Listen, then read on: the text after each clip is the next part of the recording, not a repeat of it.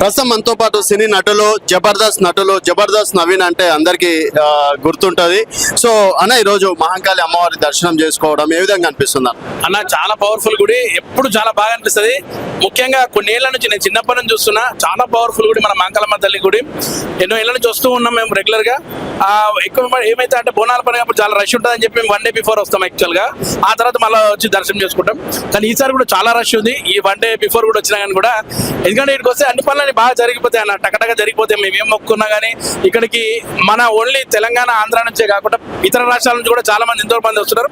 మీరు ఈ మధ్యకాలం చూసి ఉంటారు, మోడీ గారు కూడా వచ్చారు, ఇక్కడికి వచ్చి దర్శనం కూడా చేసుకున్నారు. సో ఇంత పవర్ఫుల్ గుడికి ప్రతి సంవత్సరం ఇంత మంచి కార్యక్రమం చేస్తున్నందుకు ఈ గుడిలో ఉన్న మొత్తం కమిటీ మెంబర్స్ అందరికీ, ఆలయ సిబ్బంది అందరికీ కూడా ధన్యవాదాలు చెప్తున్నాను. అలాగే మా తమ్ముడు శ్రీకిషన్ ఈసారి ఇందులో కనవడం చాలా హ్యాపీ అనిపిస్తుంది. చాలా అందరు సేవలు చేసుకుంటున్నారు, వీళ్ళు కూడా చాలా happy. Srikishan good luck, God bless you.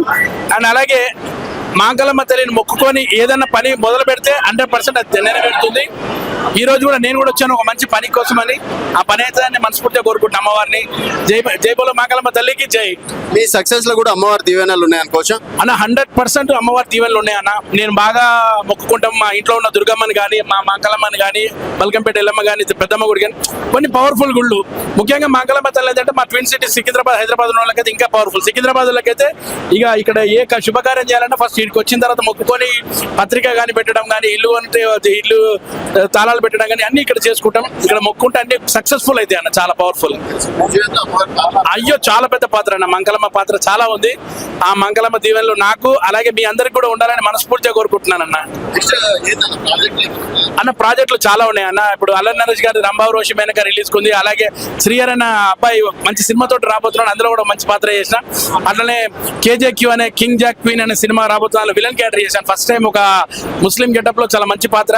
And అలాగే రంగూన్ రాజా అనే ఒకటి, అలాగే నేను రెడీ, ఒక 10-12 సినిమాలు ఉన్నాయి రిలీజ్ కు. అండ్ దాంతో పాటు రెగ్యులర్ గా మా జబర్దస్త్, అలాగే శ్రీదేవి డ్రామా కంపెనీ ఈవెంట్స్ అన్ని రెగ్యులర్ జరుగుతున్నాయి అన్న.